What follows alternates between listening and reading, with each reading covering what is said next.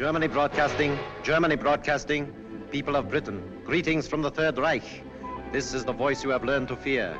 This is the voice of terror.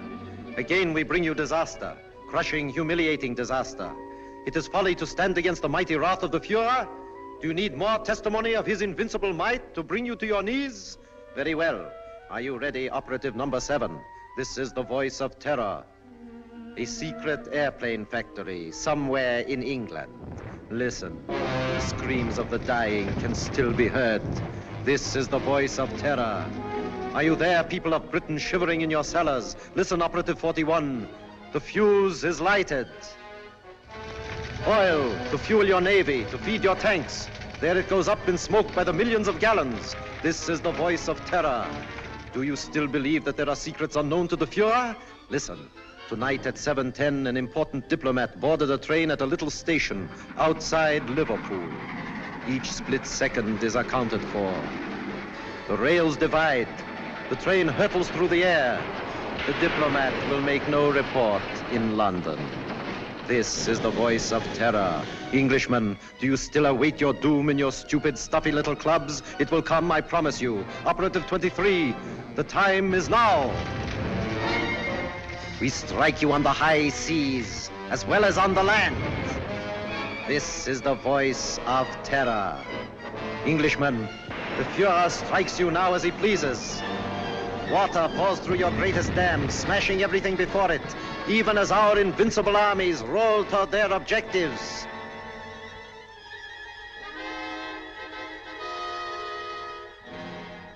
Despite the effective work done by the Intelligence Inner Council, jailing fifth columnists and saboteurs, despite their efficiency in coordinating military strategy based on information of enemy movements, they seem unable to cope with the voice of terror. Already 6 military catastrophes have occurred. The unmitigated nerve of the press. Now they're attacking us. At last the fellow to kingdom come. If only we could keep this insidious stuff off the air. I'm not sure that I agree with you. What purpose would that serve? Well, the people wouldn't have to listen to it. I've been talking to Crosby, the radio technician. If we want him jammed off the air, Crosby can do it. I've been working along other lines. I've asked Mr. Sherlock Holmes to come here. What? Sherlock Holmes? This isn't a case for a private detective, it's a matter of state. In this emergency, we should take advantage of everyone's peculiar gifts. Mr. Holmes is the most subtle and extraordinary private investigator of our time. Are you intimating that the Army and Navy intelligence plus Scotland Yard are not equal to the occasion, Sir Evan? I'm sure they're equal to any occasion. They've done a marvelous job of lining up fifth columnists, saboteurs, and keeping us informed of the enemy's movements. But the voice of terror seems to have them stumped. Sherlock Holmes may have a new approach that will solve the problem. What's happened inside these walls has always been secret. We don't want any outsiders here. I'm positively and irrevocably opposed to calling in Sherlock Holmes. Perhaps you'll change your mind. I see nothing whatever to make me do so. Prentice is right. For ordinary criminal investigation, Holmes is excellent, but not for this. He's unorthodox and theatrical. I can tell you all about him. Gentlemen, perhaps I can throw some light on the subject myself. Holmes, how are you? It's so good of you to come. Good afternoon, Sir Evan. Your card opened all doors. Oh, Blouser! Oh, you put on a little weight since you left school. You don't look any younger yourself, Dimples. How are you? Fine. Come in, won't you? You know these gentlemen? I think so. How do you do? I haven't had that pleasure. May I introduce my friend and associate, Dr. Watson? How do you do? I'm afraid I've arrived at an embarrassing moment. Not at all. This gentleman here. Admiral Sir John Prentice. Admiral Prentice objects most strongly to my being called in. How could you possibly infer that? From the carpet. Carpet? A man who rises from his chair and digs his heels sternly into the carpet is violently opposed to something, and the Admiral, being quite distressed by the criticisms of the press, would be most apt to resent my intrusion. Well, you've just arrived from Seven Oaks. Yes, of course. How on earth did you know that? Oh, pardon my mentioning it, but adhering to your left boot heel is a variety of clay known only in Seven Oaks. An amazing piece of deduction. Elementary, my dear Baron. Here's a broadcast of the voice of terror.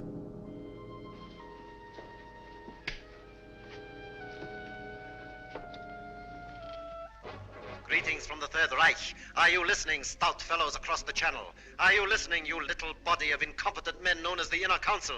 Today, a new thrill, a new proof of the invincibility of the Fuhrer. Right now, a crack express train laden with British troops and nurses is speeding across England. In just one moment, it will leave the rails forever, crashing twisted metal, the cries of the dying. They can't. Now, They wouldn't dare. It's impossible. They couldn't have got on. the men are laughing, joking. That one in the third car reads a letter from home. It is the last letter he will ever receive. The train is rounding a curve. Its whistle is screaming. Farewell, it is saying. Farewell. You have just heard an exact reproduction of the way it sounds, the way it must actually be. The hearts of the German people bleed that innocent men and women have to be killed because your stupid war men... Shaw speaking. Have you any news of the Liverpool Express? Time and time again offered in peace. But if your blundering war cabinet cannot see that England is already lost, then it is our sacred German duty to prove it to them over and over and over until they are on their knees, begging, pleading, groveling for the exquisite mercy of our Fuhrer. Each night, the voice of terror will announce... Shut it a new off. death blow, struck Stop at the it. heart of England. Even as you listen, and you... I'm sorry. Do what you can, Holmes. This frightful thing has got to be stopped. His son was on that train. How did they find out about the truce? It was an absolute secret. Gentlemen, something must be done about this thing at once. Yes. First of all, then, the voice must not be blocked off the air. But he's a menace.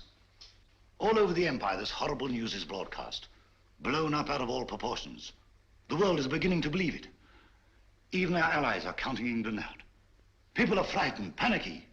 The British people are not so easily panicked. It's dangerous, I tell you, to let this thing go on. Dangerous, yes, Captain Shaw. But we must continue to listen. What for? So that we can keep on guessing who it is? His identity is not important. The important thing is the purpose behind this campaign of terror. Purpose indeed. Isn't it enough that our most secret plans are known? Our ships are being destroyed, our trains wrecked. I'm convinced that these disasters are only a prelude, a smokescreen, to cover up a more diabolic plan. And I intend to find out what that plan is. This council and Scotland Yard will give you all the aid you require. Thank you. Gentlemen, my connection with this case must remain absolutely secret. You understand that, of course. I certainly. You will let the council know at all times just what you're doing.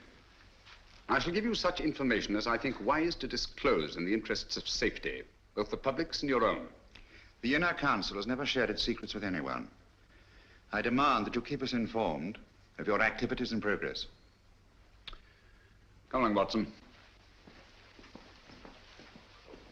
Mr. Holmes, I want to apologize for your rather lukewarm reception here. Well, thank you, Sir Evan. I'm used to the chilly atmosphere of high places. And of course, you recognize the importance of time. Quite. And results. Mr. Lloyd, I'm quite sure that Mr. Holmes can be trusted not to fail.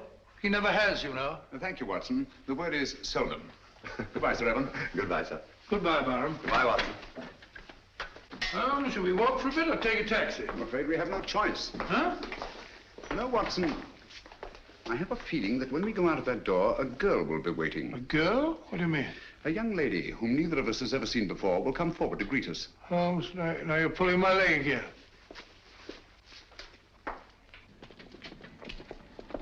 Mr. Holmes, I'm Jill Grandis. How do you do? This is my friend, Dr. Watson. How do you do? How do you do? I've been assigned to drive you around. Thank you. Good gracious me. Where do you wish to go? Baker Street. I know, 221B. Come on, Watson. Hurry up, old fellow.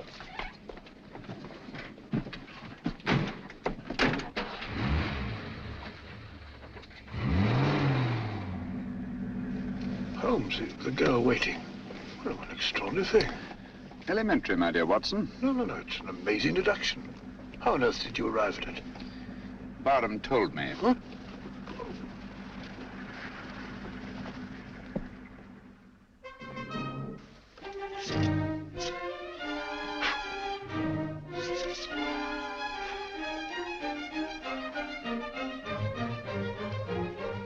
Oh, don't you worry, Mrs. Hudson. Just giving her a bit of a clean. Now we're on a case again. The joints are a bit rusty, like mine, you know. Is he back in a case again? Case? The greatest case of his of our career. Oh, mercy, it always is.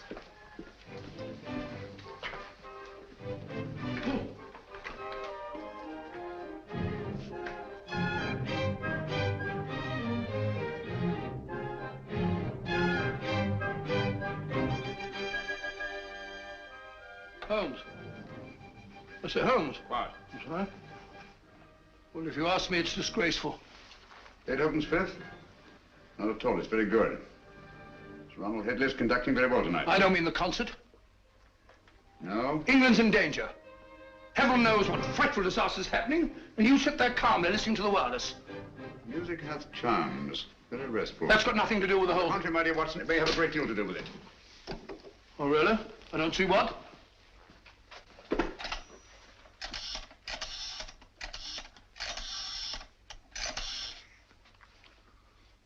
BBC request station, this is Sherlock Holmes.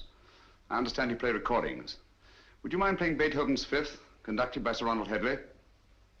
Thank you very much. But you just heard it. I like it. Huh?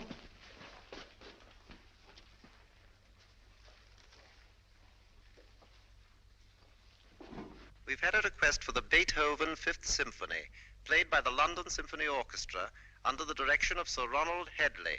This is a transcription.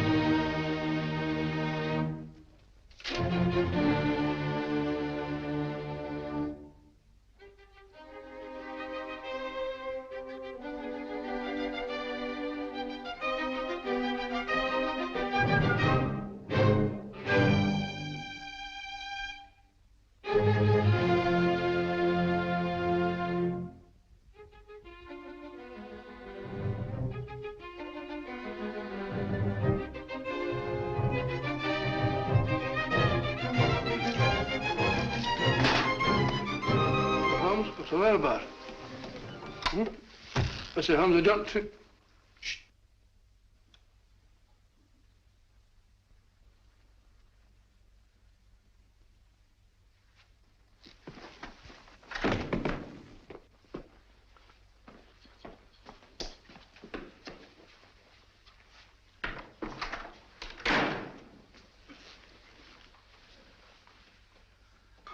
Mr. Holmes. Yes, Gavin?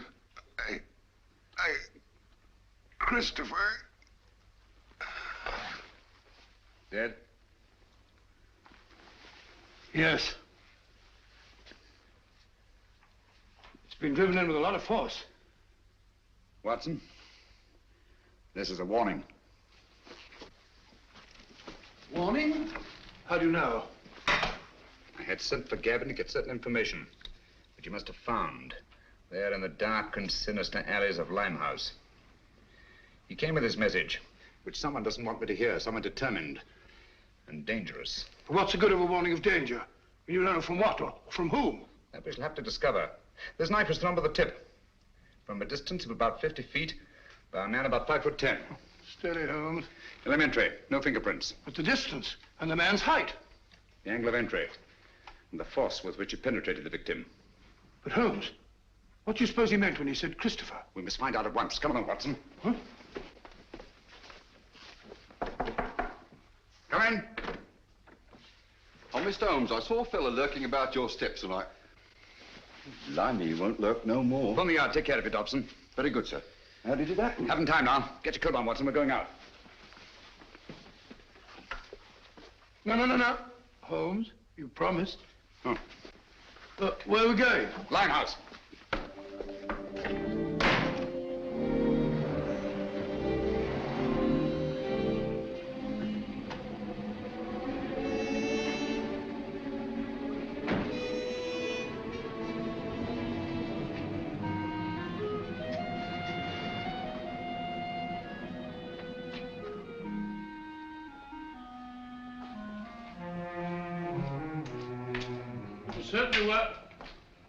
Certainly wise of you to let Miss Grandis go. This is no place for a girl or anyone else. Yet there seemed to be people about.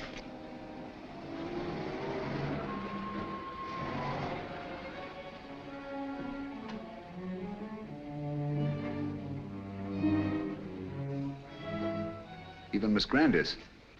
If I'm not mistaken, she's keeping an eye on us. You're Mr. Sherlock Holmes, ain't you? Yes. I wouldn't come down here if I was you. This is Limehouse, and we don't fancy your sort of bloke in these parts. The fellow's absolutely right. Hadn't we better Quiet, be... Watson. This is still a free country. A man may walk where he pleases. And live to regret it. Live, yes. Regret it, I think not. Step back. Come on, Watson. Unfriendly, what? Speak a break.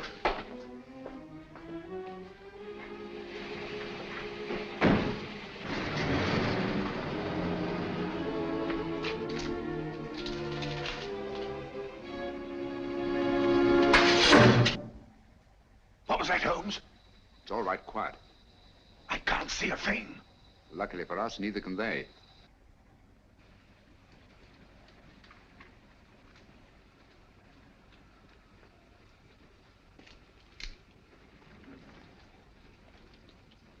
Apparently the enemy has found out that we joined forces with the government. What makes you think that?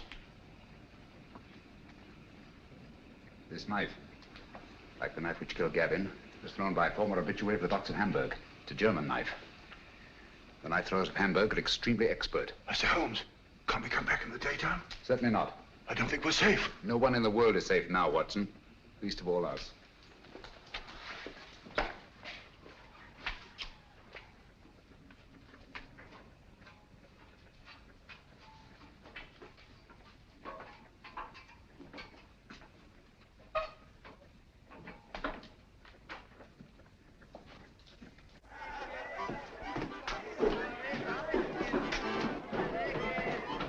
What is it, Freddy?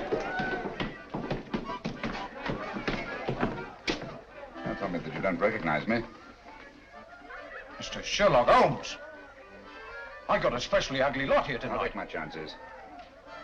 I can't keep you out, Mr. Holmes, but...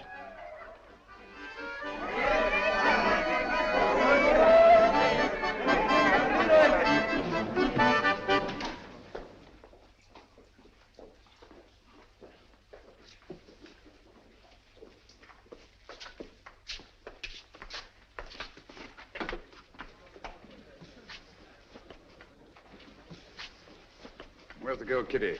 Gavin's sweetheart. His wife. Can you get her? It's urgent. Try.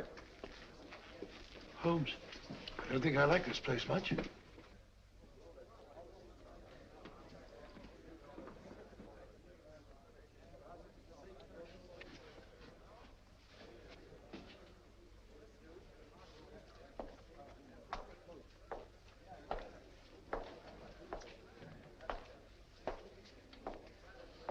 Well, just sit here if you don't mind. I think you'll recognize me, Mr. Holmes, if you look hard enough. Camberwell. You've got a long memory. Like me. Tarleton murder, 1932. Of course, I sent you up. Mr. Holmes, don't you think we better be... Stow your gab. For 10 long years, I've been sitting down there in Dartmoor. For the old 10 years, one thing's been preying on my mind. Only one? Just one. Someday I'll be getting out of here, I kept saying to myself. And when I do, someday I'm going to come face to face with Mr. Sherlock Holmes. Now you are. And now I am. Just who was it told you it was me who slit the throat of that swine Tarleton? I want an answer. You told me. Me? On the windowsill, you left 4 infinitesimal pieces of ash from a particularly revolting kind of tobacco that you were known to use. The knife blade was sharpened by a left-handed man. You signed your name to the crime. So that's what? Exactly. Very careless. Careless. It's criminal, I calls it. I ought to be shot. Perhaps someday you will be. You can put your revolver away now, Watson. Well, Holmes, you never know.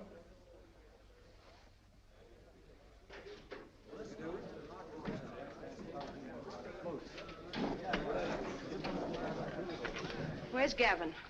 Sit down, Kitty. Where is he? You've got him into trouble. What have you done to him? Take it easy, Kitty. Gavin's dead. Dead? Oh, it ain't possible. Well, I was with him only 2 hours ago. You're trying to frighten me. No, I'm not, Kitty. It's you. You killed him. I warned him to stay away from you. I knew you'd do him in. I had nothing to do with it, Kitty. Well, who did then? Who did? He was knifed on my doorstep.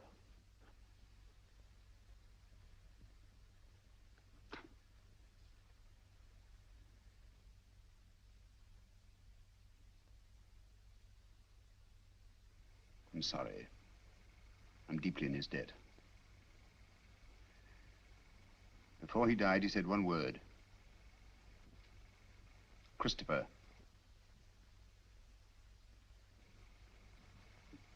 You know what it means? I've got to know. What's that to me? You want to avenge Gavin's death, don't you? I don't want nothing to do with it. No, with you. I never had any dealings with the police, and I won't start now. I'm not asking this for myself. Our country, England, is at stake. Gavin was killed not by his own enemies, not even mine, but by the enemies of England. So that's it. Yes, Kitty. The Nazis killed him. Help me to find out what Christopher means, and I promise the man who murdered Gavin shall pay for it. Think, Kitty. The cutthroats of the world menace us all. You can help stop this savagery. Yes, you, Kitty. It would take the police weeks, months perhaps, to find out a certain piece of information we must have. That's not so with you and your friends. You know every nook and corner of London. Get them to help us. We need their help. Your friends will become an army. Do you understand? Secret, invisible, and mighty. And you will be at their head, Kitty. You will be their leader.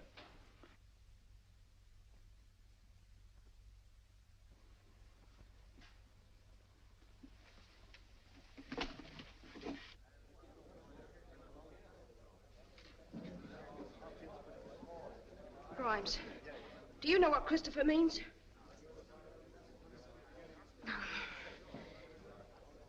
Dugan, do you know?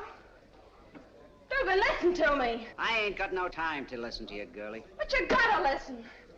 Someone killed Gavin. I don't know who, but you gotta help me find out. All right, don't help me then. Cut your own throats, that's what you're doing. Help me or help the Nazis? Sure, the Nazis killed Gavin. They might be your friends protecting them the way you are. Don't you know that all the crimes they commit are being blamed on you? Well, they are, and I hope you're hanged for them. You can have it. As for me, I'm British, and I'm proud of it. Nobody's gonna call me a Nazi and get away with it. Well, help me then. Tell me what Christopher means. Never heard of it. Well, don't anybody know? It's gotta mean something. Speak up if you know what it is. Let's have it. Don't mean a thing to me. You've been a creep in the corners all your life. Are you gonna sneak away at the very sight of a man like this and show him what coward you are? What are you afraid of? I'm not asking this for myself. England's at stake. You're England as much as anyone else's. Got no time to think about whose side we're on. There's only one side, England. No matter how high or how low we are. You, and you. We're all on the same team. We've all got the same goal. Victory! What do you want to know? Spread out all over London. But find out what Christopher means. We'll find out. No fear about that. Thank you, Kitty. Well done, my dear. Shaw speaking. Yes, Miss Grandis. That checks with my report. No, Miss Grandis. Sir Evan hasn't arrived yet. Yes, thank you. Miss Grandis reports that Holmes spent some time at the Air Ministry today. That checks with my information. Last night, a murder and a session in Limehouse. I wonder what the fellow... He's here now. I don't think I need to report on my activities, gentlemen. You must be fairly well informed. We have our methods, Holmes. It only remains for you to show what's been accomplished. All in good time, Mr. Lloyd. Good evening, gentlemen. Good evening, Sir Evan. What's the matter? You look pale. Oh, it's nothing. Barham, your hand. Let's have a look at it, Barham. Oh, it's really nothing. Just an accident. What sort of an accident? Some fella took a shot at me, just as I was leaving the house. Took a shot at you? It's only a scratch. Ugly thing to happen. Have you any idea who it was? No, I haven't.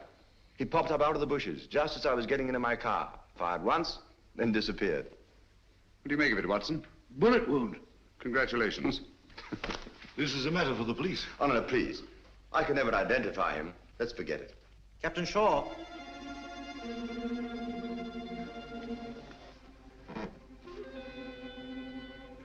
People of Britain, greetings.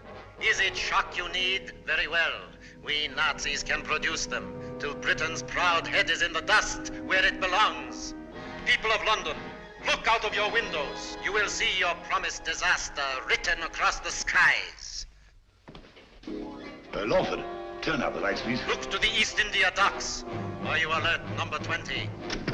Look, Britain, look, and wonder, and despair. We Nazis keep our promises. There's a terrible fire in the East End. Concentration of men and supplies. American bombers, tanks, gone. Destroyed utterly. The flames are mounting, higher and higher and higher. Now the glare must be visible even to the short-sighted leaders of your bewildered government. Mark well the towering fires. They consume your new planes from America, your meager store of tanks, your puny munitions, and your food. Planes that were your only defense against our all-powerful Luftwaffe.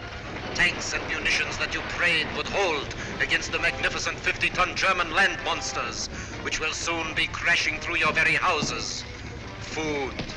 Desperately needed morsels you...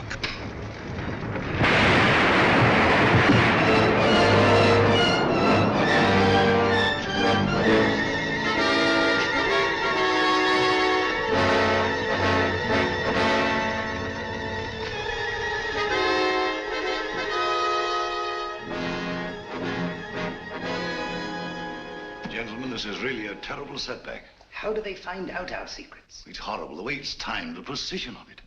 It's not so precise. Almost precise. What do you mean? I should call it exact. No. The fires actually broke out sometime before the voice called to his operative in London. Joe, that's true. And last time, the train disaster. Captain Shaw was on the telephone immediately, and Scotland Yard knew all about it. The derailment must have occurred at least 10 minutes earlier. That's certainly possible. Even so. What of it? No mystery, nothing supernatural, just split-second planning, that's all. Days, perhaps weeks in advance. Very well figured out, Holmes. It gets us a step forward. Now, gentlemen, let's take a step even further. I have charted here the tonal differences between actual and transcribed broadcasts. Using this test, I'm convinced that the voice of terror is undoubtedly recorded and played from a record. What does that prove? It proves that the voice of terror, the man himself, is not in Germany. He's here, in England. Oh, that's impossible. What are you telling us, Holmes? It can't be. Our technicians insist the broadcast originated in Zeisberg. And so they do, from recordings flown to Zeisberg. It's impossible, Holmes. You can't expect anyone to believe that. It can't be done. Thanks to the Royal Air Force, I have some rather curious information. At irregular intervals, 6 Nazi bombing planes come over and drop their deadly cargoes on non-military objectives. A meadow or a sheepfold. That's nonsense. The Nazis aren't fools. They don't waste ammunition. Of course not. Then what's the purpose? To divert attention from the fact that a single plane breaks formation each time and disappears. But why? Gentlemen, that lone plane picks up plans, maps, secret military information, and the voice of terror's timed and recorded speech and flies them to Germany. I can hardly believe it. Sensational, if true. It's incredible. Fantastic. Mr. Holmes, Yes?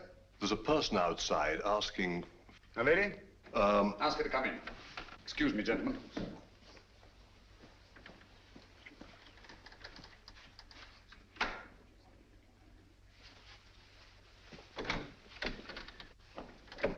Gentlemen, I must leave at once. Where are you going? That must remain a secret, even from this council. I object to this, Mr. Holmes. You're here against my wishes. Since you are here, I demand to know what's being done. As I've already told you, Mr. Lloyd, I shall report to this council at the proper time. And so, gentlemen, until we meet again, as I hope we will, take no unnecessary risks. We're all in grave danger. Come along, Watson. Coming.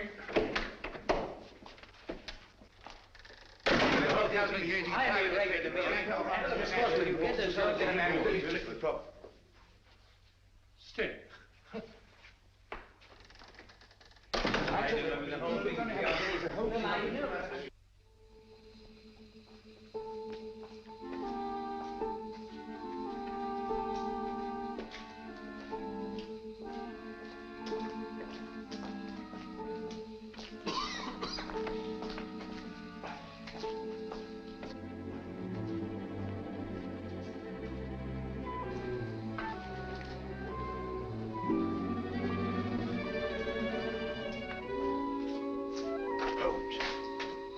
being followed. Yes, I know. It's Lloyd. Lloyd? How do you know? He's so obvious about it.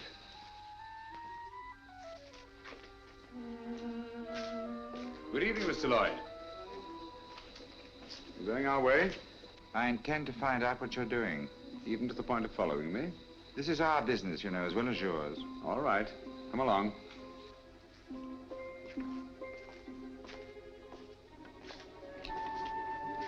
This is the place. Seems deserted. It's been deserted for years. Not very securely locked. Fortunate, isn't it?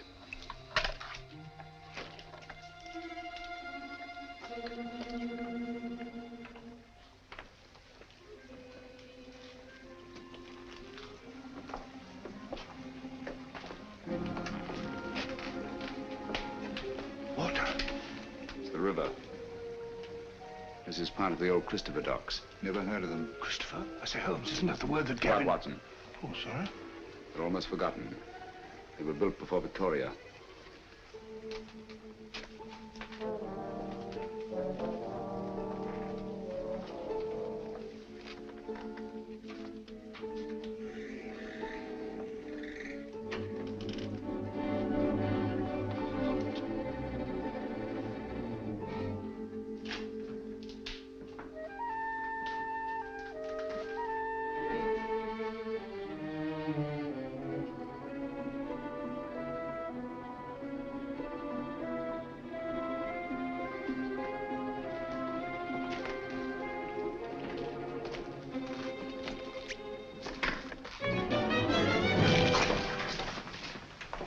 Red.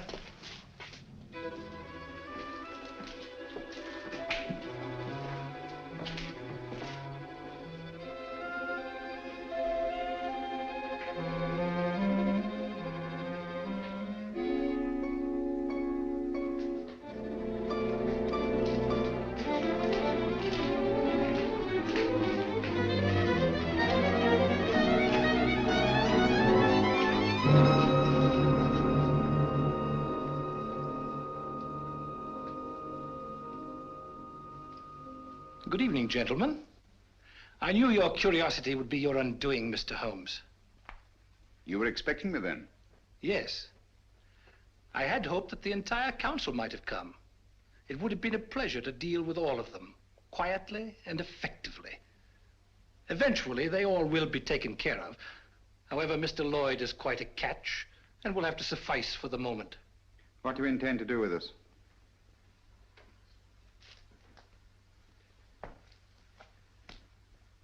Were it not that time is so pressing, we might first put you on trial. On trial for what? Crimes against the Third Reich. Misguided efforts to wreck our inevitable victory.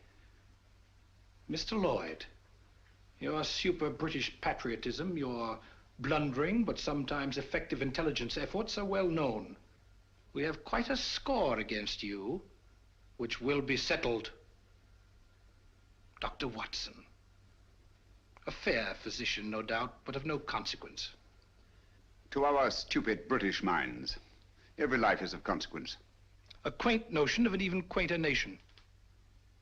We are not like that. We know that only the powerful are worthy of respect. Let our record speak for us. Your record speaks. It's brilliant. Thank you.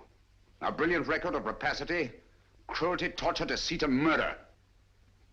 Murder?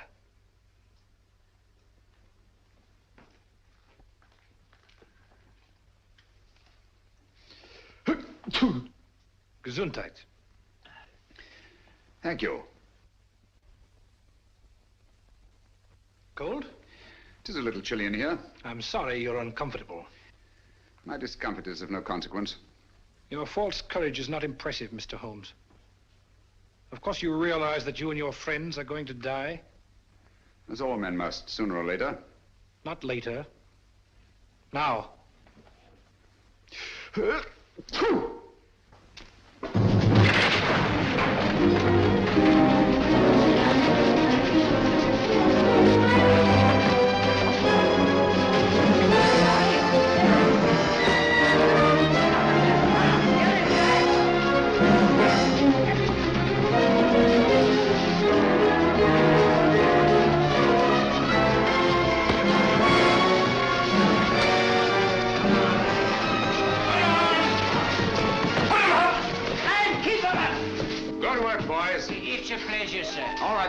Line him up there against the wall. Come on, get back again.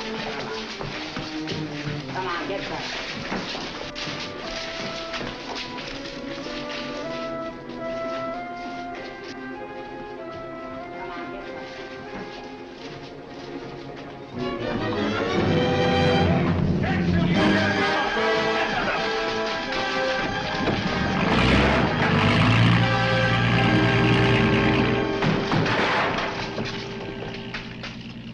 Got away.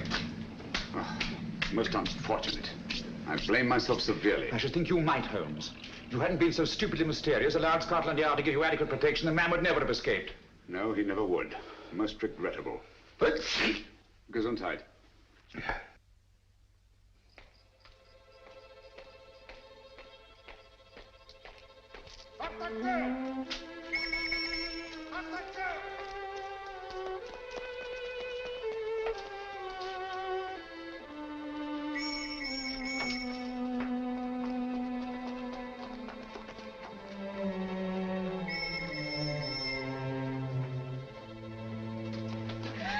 Keep quiet.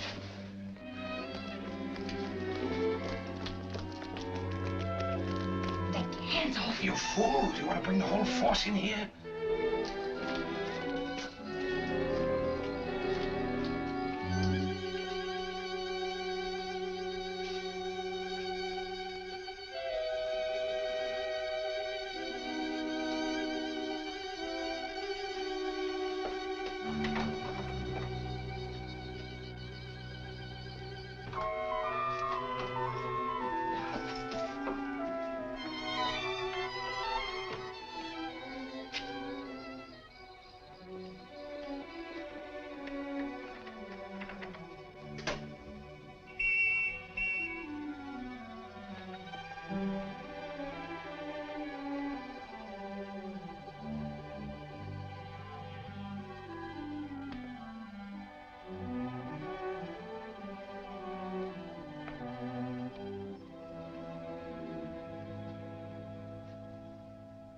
So that was it, eh? Quite a haul. It's mine.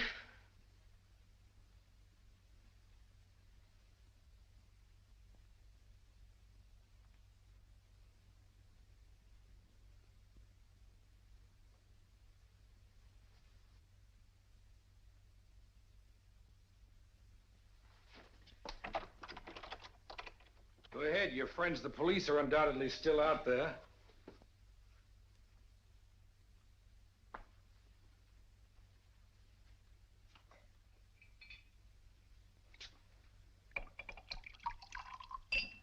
There isn't a better hideout in all London.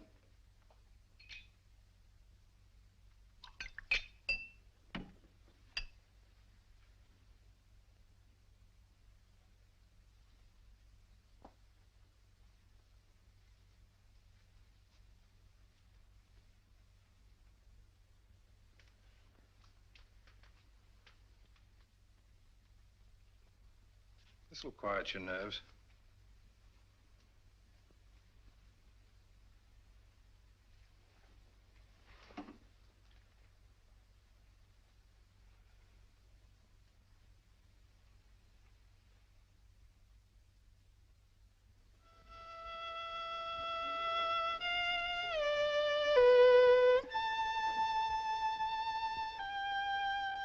The tea's got cold again. You've been playing that thing all the afternoon? Fiddling while Rome burns. Hello, what's this? General J. Lawford, KCB DSO, and Captain Roland Shaw, MC, who today narrowly escaped being struck by a falling wall in a bombed area. Lawford and Shaw by a falling... Holmes, you don't think that... It was not an accident. Good heavens. Holmes, that sinister-looking fellow, what's his name? Meade. If only he hadn't got away with it. Yes, difficult as it was, I managed to let him escape. You let him escape, but great Scott, man. He was about to kill us. He may even yet. I don't understand you, Holmes. It's my theory that this chap Meade is the arch criminal, that he's behind the whole thing. You're absolutely right, Watson. Except for one thing. Oh, well, I'm wrong. Have you observed that a highly secret military plan is thwarted by each of these disasters? Yes, I have. Now that you mention it. Watson, there's a leak. A leak? You mean in the council? But Holmes, that's impossible. Anything is possible until proved otherwise. See who are in the council. Lawford and Shaw. They're above suspicion. Their record proves that. Anyhow, they were attacked. Unsuccessfully. There's Prentice. Would he kill his own son? Doesn't seem likely. And yet the boy is dead.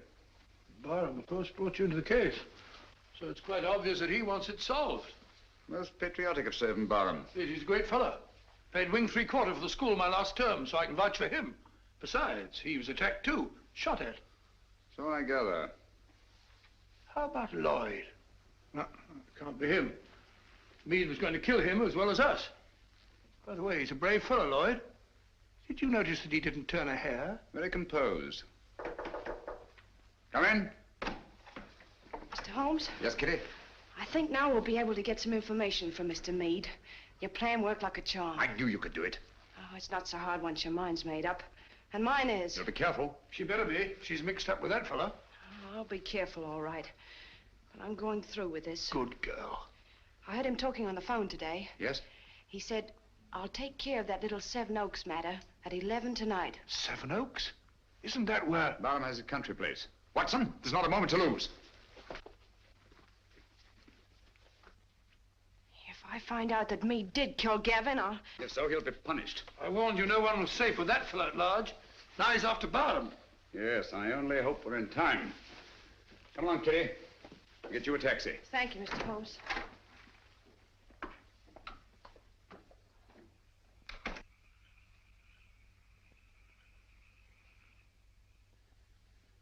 You think you ought to go alone, sir? Worrying about that escaped German agent, huh? He threatens to kill the entire council, sir. Calm, Smithson.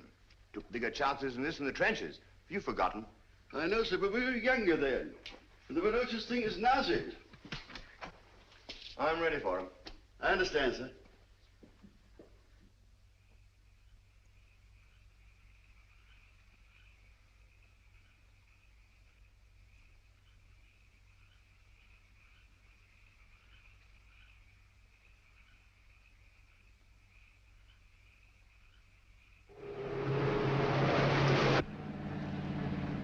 Driven to Evan down here before, of course, Miss Grandis. Quite often. He comes down whenever he can. He's a local air raid warden, you know. Likes to get away from the excitement occasionally, eh? Yes. It's so very quiet here. Quiet and remote. Away from everyone.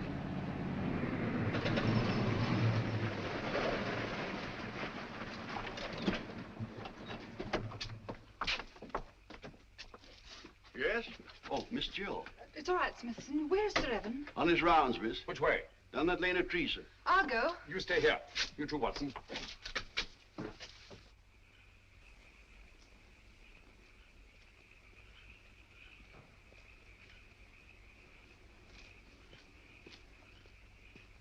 Hello there, Barham.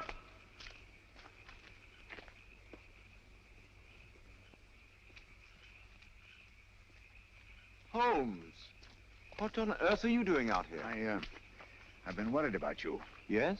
That fellow Meade appears to be in the neighborhood. Do you mind if I go along with you? I feel better about it. Not at all. I'd appreciate the company.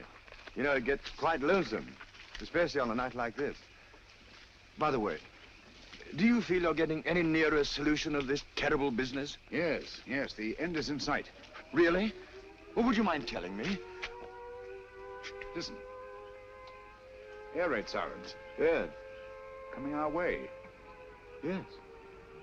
Yet I don't seem to hear any planes. Wait a minute. I can. Look. There's one. She's coming right over.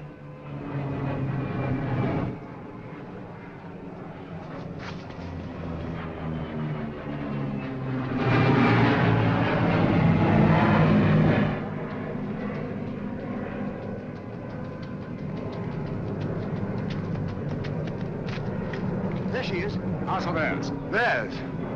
Holmes, he's coming in for a landing.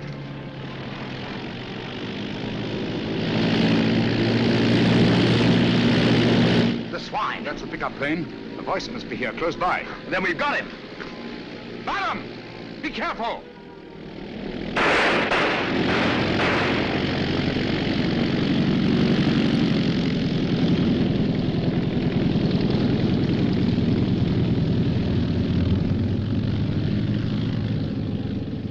I can't understand you, Holmes. Why didn't you help me? We almost had him. You're too impatient, Barham. My patience is exhausted. This has got to stop. Thought you'd have solved the whole thing long before this. What happened? Was that a Nazi plane? Yes, I saw the filthy swastika myself. Great Scott. Took a shot at him, but he got away. And me, it also got away. Well, I better go and report this. We'll go with you. Come along, Watson. You needn't bother. I can take care of myself. My dear fellow, there's no use taking chances. I'm afraid you're a marked man as long as Meader's at large. Come on.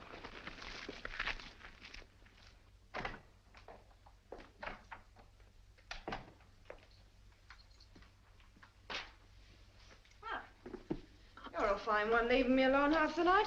You think I like it? I want to go out and have some fun. Don't bother me. Said you were going to let me work with you.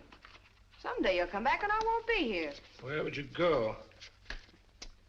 What's my business? Maybe you'll be waiting here next time and I won't come back. Don't talk like that. I'm sorry, Kitty. You seem sort of different lately. Anything the matter? Maybe the next time you see me, I'll be in a position of authority, of power. No longer hiding in the dark. Giving the orders, not taking them. What do you say to that? You're drunk. Drunk? Yes. When I was a boy, I dreamed a dream. I was dressed in armor, shining blue-gray armor. I rode on a horse through the streets where the people cheered, hailing me. I rode over the bodies of underlings, prostrated before me. Their blood ran out along the gutters like a river.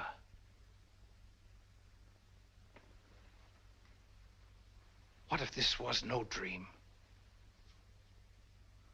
What if it was prophecy? What if all this comes to pass? Well, something must have happened to you. Yes, Kitty. Something that you're going to share with me. Get your coat. Hurry.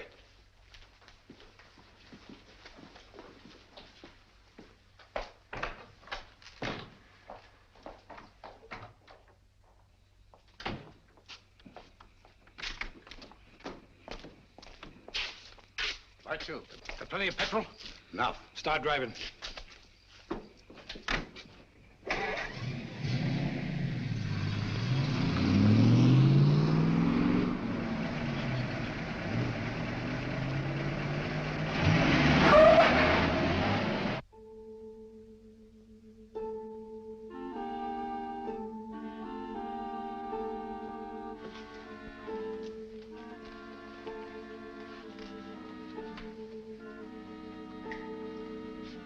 Where's Holmes? He'll be here, I'm sure. It's starting now. Here he is. You're almost late. I had to go to Downing Street. Good evening, ladies and gentlemen. Your favorite broadcaster, the voice of terror, coming to you from Zeisburg. Tonight, I have something special for you. Where are you weakest, you weakening people of Britain? Consider well. Is it lack of food? Is it your stodgy leadership? Faulty ammunition? Scarcity of shipping? Lack of raw materials? Do you know that despite all your great efforts, your coasts are inadequately defended? Especially one coast. And there we shall strike. Swiftly, terribly. Tomorrow at sunrise. In a special broadcast at that time, I shall describe the carnage. Turn it off. What does he mean? What kind of threat is this? Remember, all our reports for the last few weeks have indicated abnormal enemy activity on the coast of Norway. That means an attack in force on our northeast coast. Then that's where we must concentrate all our forces, immediately. They'll never bring it off now that we know. This time the voice is boasting. Perhaps, but so far he's made good his boasts. What have you done to stop it? Shilly-shallying about while these crimes continue? This is the last straw. We must prevent this all-out attack at any cost. Sir Evan's right. All our available resources must be rushed to meet it. Withdraw material from elsewhere? If need be, yes. This calls for action, and lots of it. There's something curious about this broadcast. He said tomorrow. Always before, it was now. I wonder what it means. There's no time for wonder at this point. Mr. Holmes, your methods have got us nowhere. The situation demanded action and got none. Mr. Lloyd, I think I know when action should be taken. Nevertheless, we take charge now. This is a crisis you can't hope to deal with. A man to see you, Mr. Holmes. Bring him in. Yes, sir. Mr. Holmes, sir. Last night I trailed Kitty and the fellow Mead. Yes? They went to a place near a bomb village on the coast, sir. North? No, sir. South. South? Why didn't you come sooner? Motor trouble, sir. Just got back. All right, it can't be helped. Stand by until we need you. So, it's on the southern coast the drama's to be played. The fox is out of his hole at last. Mead has led us to the voice of terror. Gentlemen, we must set out at once. Are you mad? What sort of a wild goose chase are you suggesting? It's ridiculous. It's time to put a stop to this. Barham speaking. Yes, of course. We've been ordered to accompany Mr. Holmes.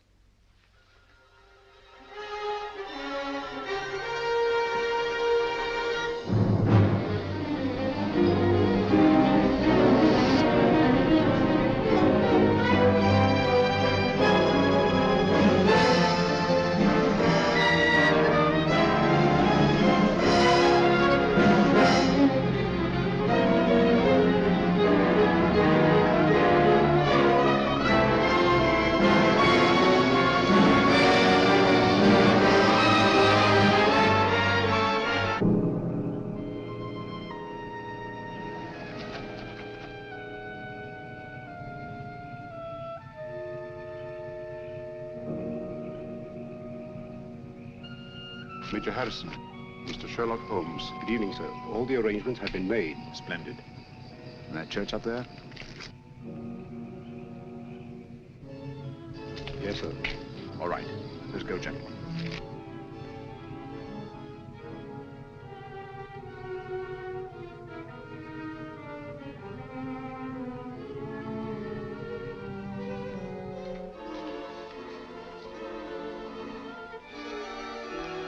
Van Bog seems to be delayed.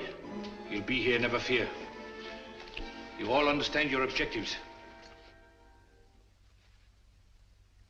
Sheila! Sheila! Yes, sir. You understand what you are to do? Yes, sir. I'm going with the first contingent to Liverpool. Your men are waiting there, organized to take control? They have been ready and waiting for weeks. What was that?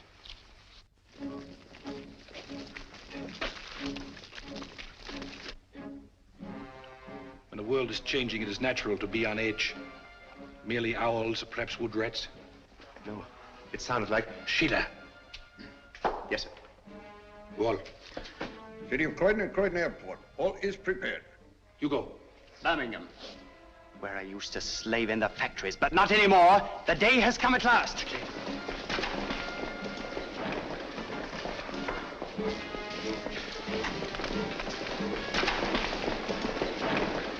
Line them up over there.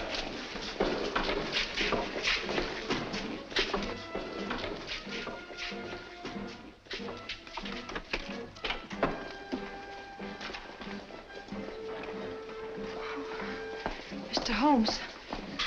Oh, I was afraid you'd be too late. I'm glad you're safe, Kitty. Come along, sit down.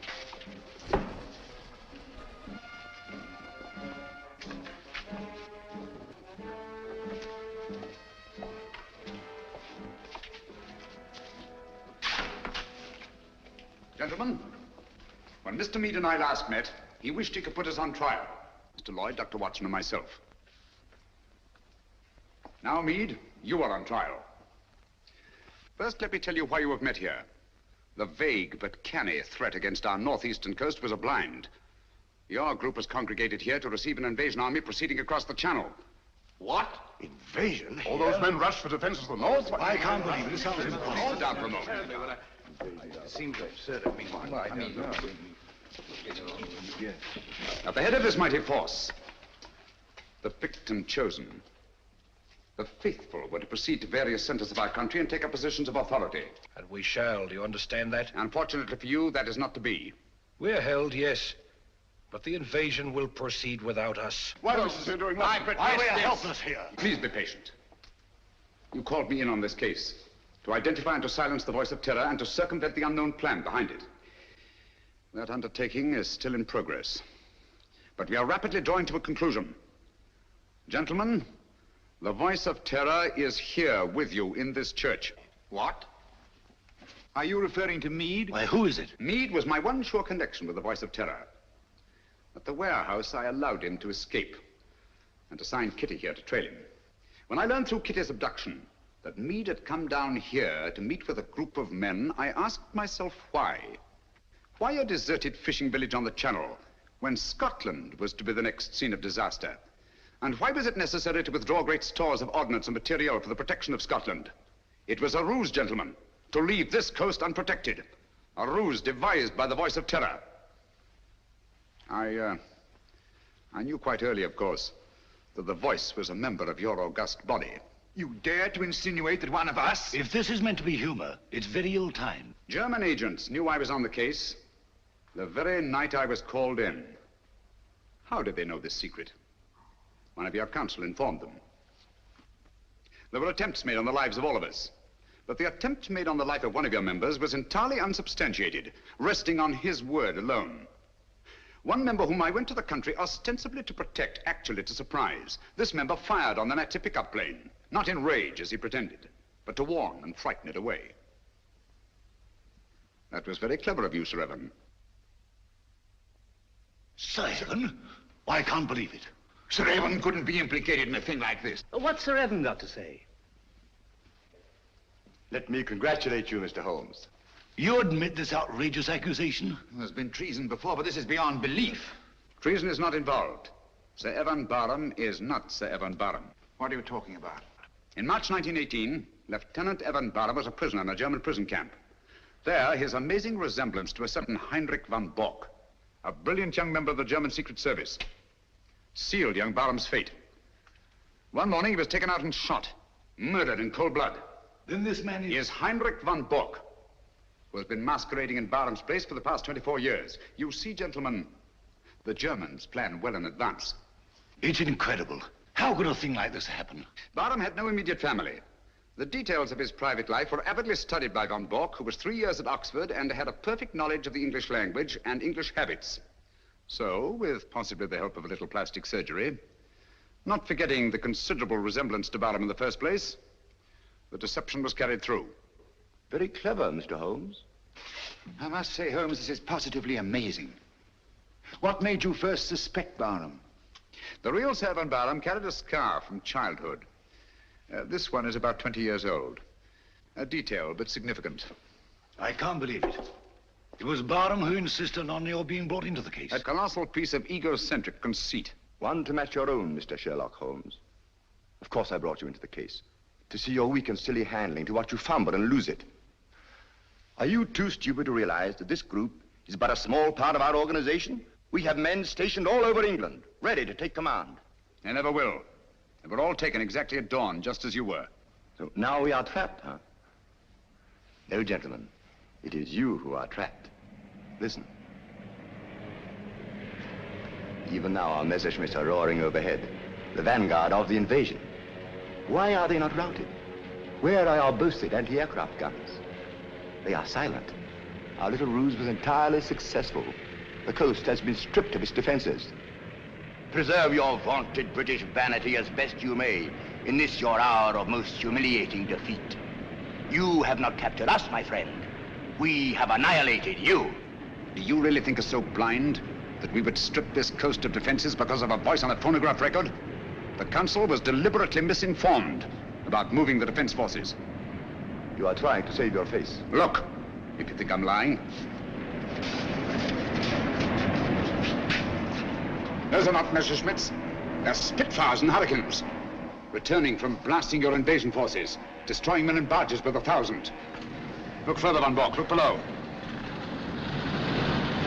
Commandos, tanks, slipping away now that your invasion force has been destroyed to bring ruin and terror to your people.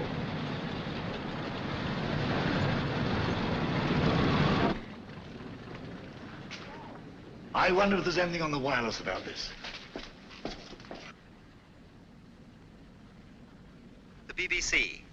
We are frightfully sorry to announce that a special broadcast of the Voice of Terror will have to be delayed indefinitely.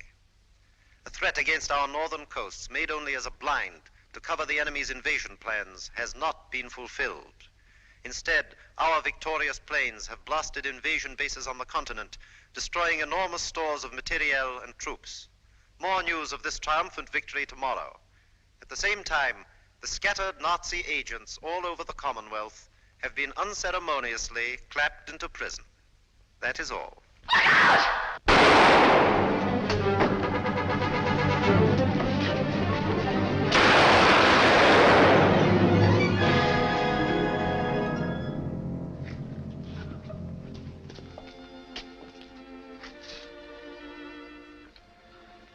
This girl merits our deepest gratitude. Our country is honored in having had such loyalty and devotion. We'll remember. Holmes, I don't know how we'll ever thank you. Don't try, it isn't necessary. I'll be with you in a minute, Holmes. I'll just see that she's taken care of.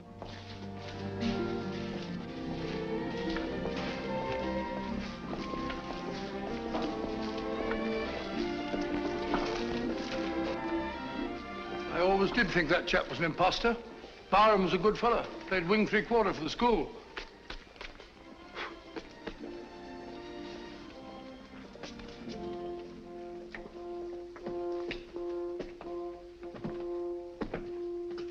What a lovely morning, Holmes. There's an east wind coming, Watson. No, I don't think so. Looks like another warm day. Good old Watson. The one fixed point in a changing age. There's an east wind coming all the same. Such a wind has never blew on England yet. It will be cold and bitter, Watson. And a good many of us may wither before its blast. But it's God's own wind nonetheless. And a greener, better, stronger land will lie in the sunshine when the storm is cleared.